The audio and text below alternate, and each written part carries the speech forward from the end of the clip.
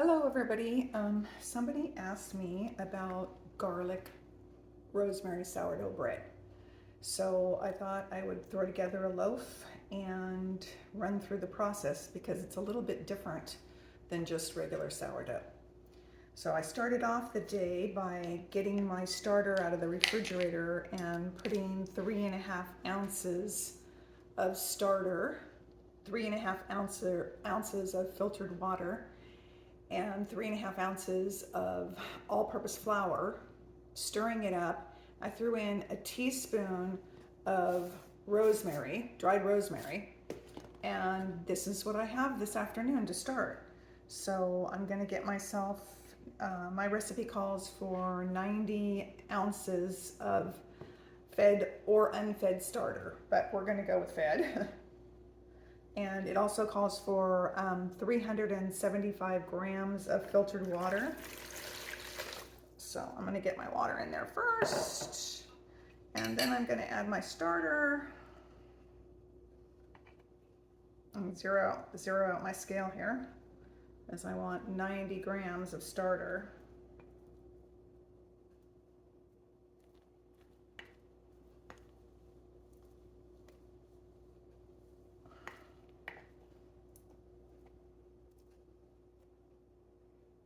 Yeah, that's good.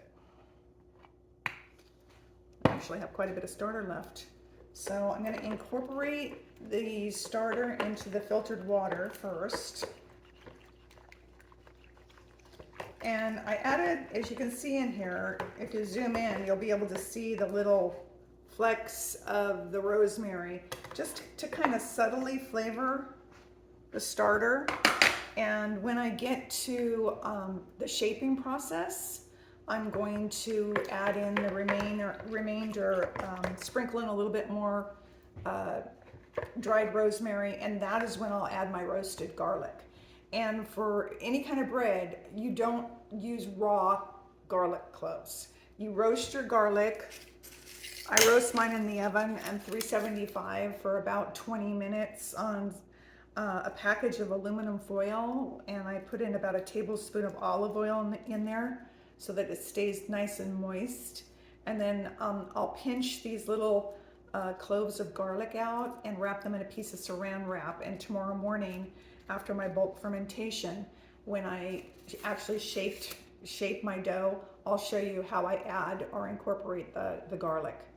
But I don't put it in for the bulk fermentation because garlic can retard the fermentation. So it's just as easy to add it when you're shaping the loaf. It'll be just as nice. So that's how I do it. So now my recipe calls for 500 grams of flour. So that goes into the bowl, and 12 grams of kosher salt.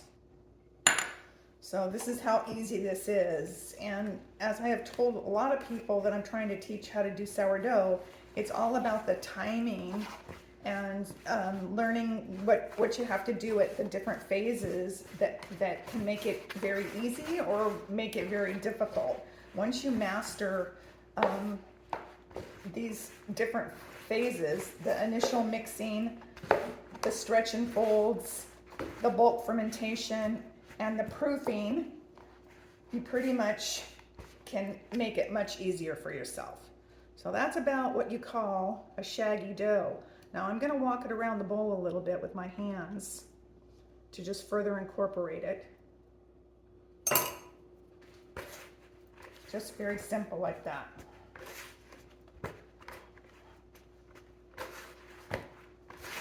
Just to make sure I have all this incorporated.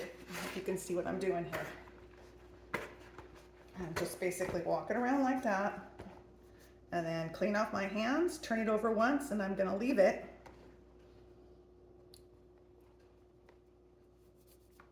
for 20 minutes before I come back and do the first series of stretch and folds. So I'll be back. Okay, I'm back again, and I've covered my dough, my shaggy dough thing, with a damp tea towel and waited 20 minutes. So I'm back. I'm gonna uncover this mess. This is what we got.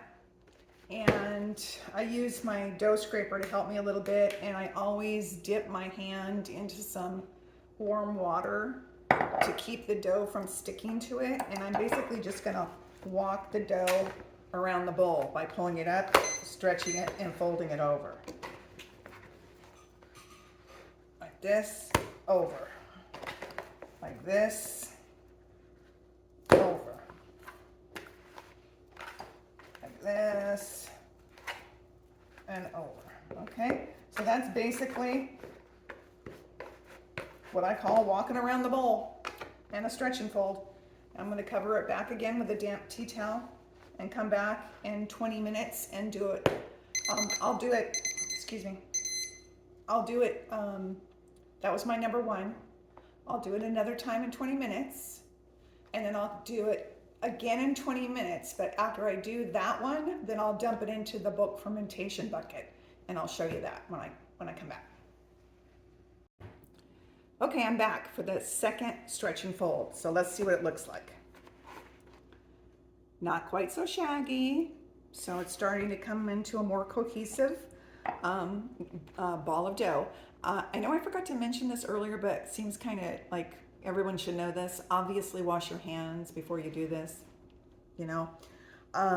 And I'm dipping my hand into some water so it doesn't stick. So I don't even really need to use I'm not using my, get this out so you can see it. I'm not using my dough my bench scraper because my hand's not sticking. And it's pretty much just 4 times makes the walk around the bowl. I just pull it up and flip it over. It's getting a little sticky, a little more water. Stretch it. And by the third fold, it's kind of hard to get it actually in half and stretch it. Okay, and so now we've done the second stretch and fold. So I'm going to cover it up and come back in 20 minutes.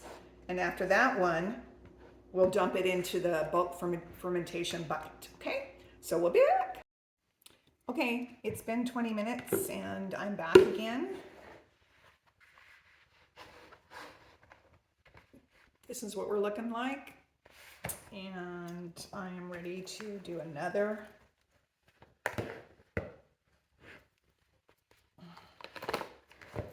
walk around the bowl with a stretch and fold. And you probably can't see this on the video, but the consistency of the dough is much more cohesive than that shaggy ball that we started off with. Okay, so now that's the last stretch and fold, and into the bucket we go. I use a bucket for my bulk fermentation here, and I just give it a squeeze of avocado oil, so hopefully when I go to pull it out it doesn't stick so bad. Let's get you up here a little bit so you can see me better. And I use a shower cap over the top of it, and then I will cover it with this damp tea towel. It'll go on my stove top overnight, and in the morning when I wake up, we'll go on to the next phase. So this is one of those things that if you time it right, you can just stop it and leave it for like 8 to 12 hours, no problem, before you have to do anything to it again. And I noticed in my first portion of the video, I said 90 ounces of starter, and then I said 90 grams, just so that there's no confusion. It's 90 grams, okay? I'll be back in the morning. Okay, good morning. I've directed the camera so that you're going to be able to see my work area, not so much my face here this morning. Anyway, it's been almost like 15-16 hours since this has been sitting on the back of my stove, and I want to show you that it has, if you rewind and you look at the ball when I put it into the bucket, and now it's about double in size. So the bulk fermentation has been completed, And now we're gonna go to dumping it out and shaping it. I'm gonna put just a very small amount of flour on my Silplat mat here. Just a tiny bit. And a little bit on my hand, just a tiny bit. And then I'm gonna pull my dough out of the bucket onto that area where I had the flour. Now, there we go. Goes without saying that I washed my hands this morning, okay? So I'm just gonna have just the smallest amount of flour on my hands, and I'm gonna press this out into kind of a round pizza looking situation here. And I took my garlic cloves out of the refrigerator this morning and I put them in the microwave for 8 seconds. I want them about room temperature or just very slightly warm to the touch because I don't want to take anything that's been super cold and stick it into my dough. And I'm just going to take that and randomly press it into the dough. Kind of like if you were putting pepperonis on a pizza, right? And I'm not going to use a lot more rosemary because I can see it in the dough, so I know that it's in there. And when you're using a dried rosemary like this, it's about a 3-to-1 ratio for fresh. So I don't want to overwhelm it with too much rosemary because it's gonna, I don't think I'm gonna like that. So just a tiny bit like that. That's more than enough. And now I'm gonna do what's called a pre-shape here. And there's 100 different ways of doing this. Everybody has a different method. There's no right or wrong way to do it. I'm gonna take some more garlic here on top. And I don't have a lot of this because I had a really small ball of garlic. And then I'm gonna roll it towards me, keeping my hands just a little bit floured. That's it. I'm gonna leave it right here. I'm gonna cover it with my tea towel.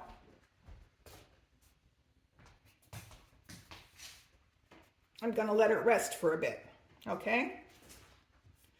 And while that is resting, I'm gonna prepare my proofing basket. Now, I use these little liners just because I find that it helps to eliminate the dough from sticking to the ribs in the liner. I mean, in the basket. However, you don't have to, but you must, even if you use the liner, you must flour this aggressively because if you don't, you are going to have your bread stick to it. Because sourdough by nature is a little bit has a little bit more water content. It's a wetter dough than regular yeast bread. So I'm going to pretty aggressively flour this.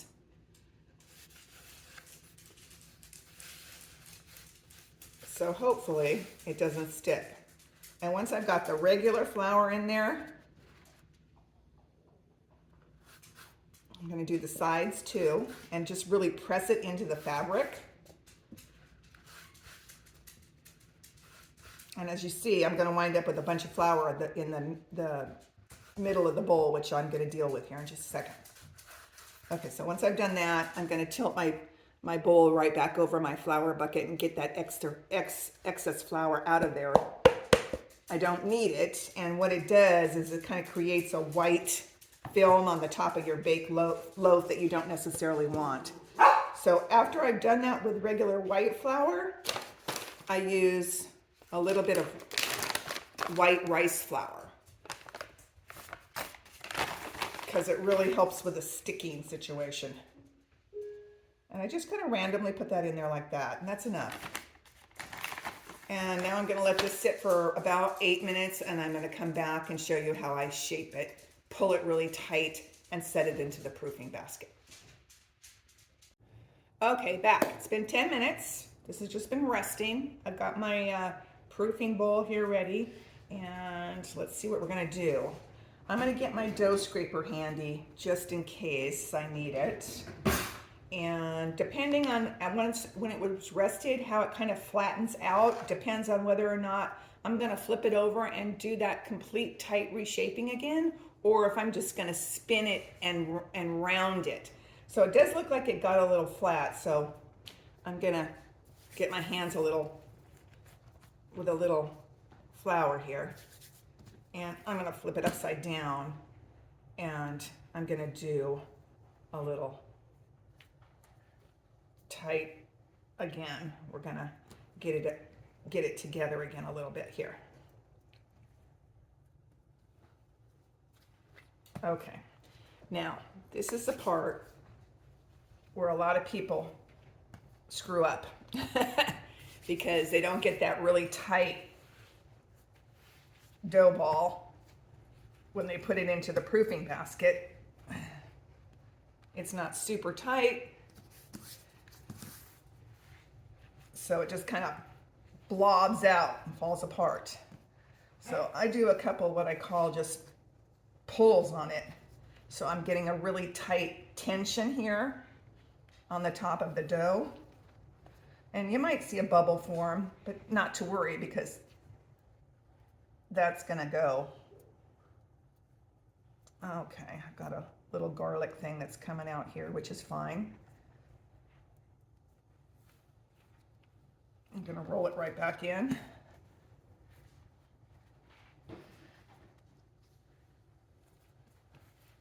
All right, I'm almost there. Making it tight,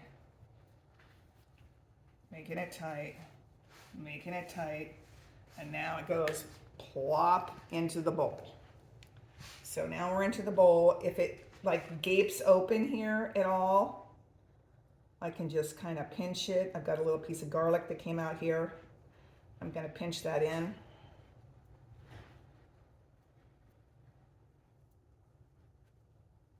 Make sure it's centered into the bowl.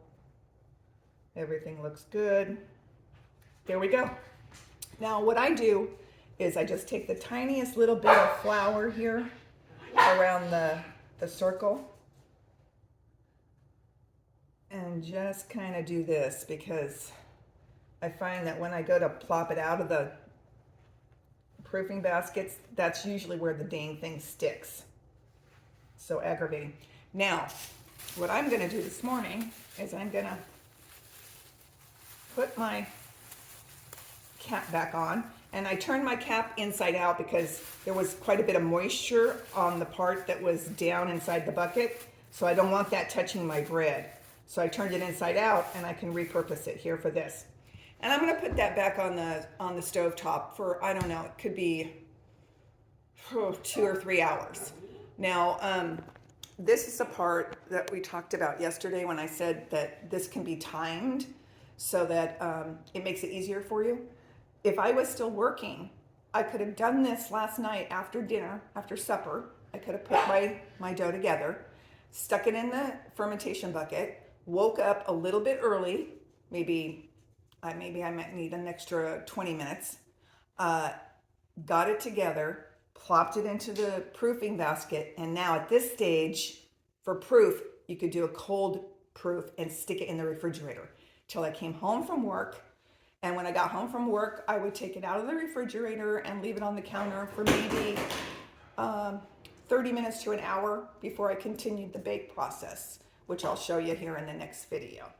So if you can time all these little things to work for you, then it's much easier to do the bread, and it doesn't take really long. And as you'll see at the end of the video, if you add up all the steps, it's really not that much time at all.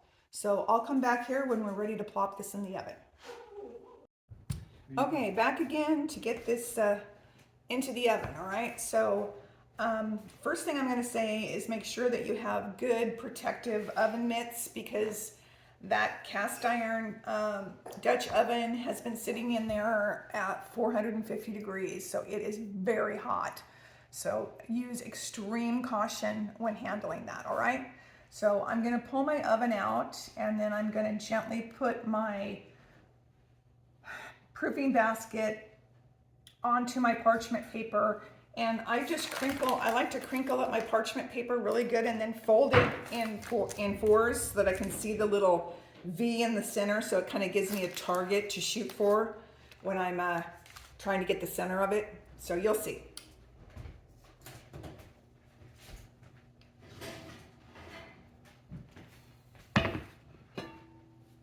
There we go. So I'm going to take my gloves off for this part. Do not touch that oven without gloves. It is hot. So I'm going to take my parchment paper here, and I've got my V, or my square there, and I'm going to set it on top and very carefully invert it over.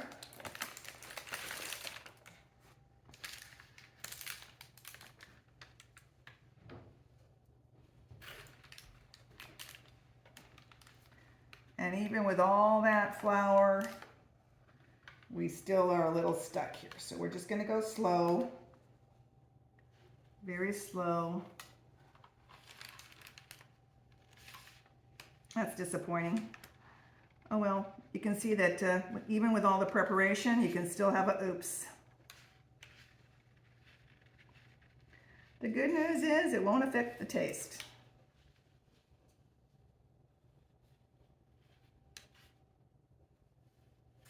It won't affect the taste. Now I'm going to score it with a big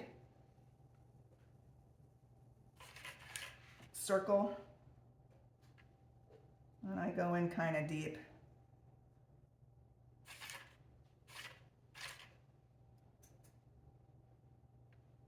All right. Then into the pan I'm going to go. It's just a big, get it in there. All right, I'm going to get my gloves back on. And I like to put a couple of ice cubes underneath the parchment to provide a little steam. And then the lid goes on.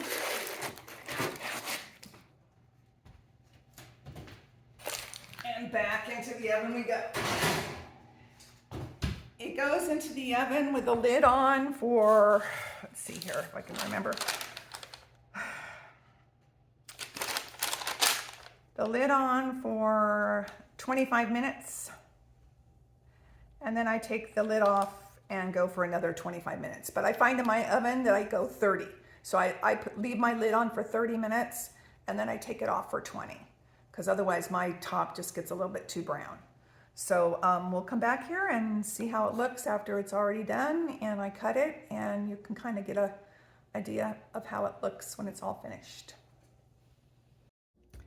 Okay, it's been about 2.5 hours since I took the bread out of the oven.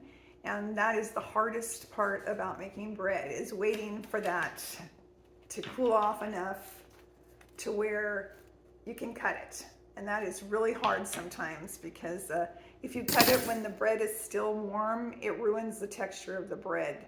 So you just gotta be patient. So I'm going to cut this open and show you guys what the inside looks like here. Give me a sec. It's going to be a little noisy because I use an electric knife.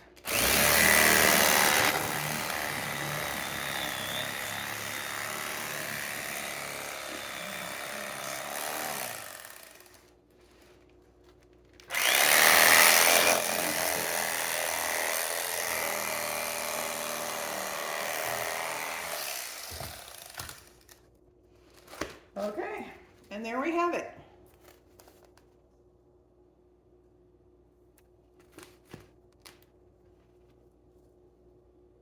You can see the garlic in there, and I'm sure it's going to be delicious. So that's how you do it. It's not that difficult. Get on it.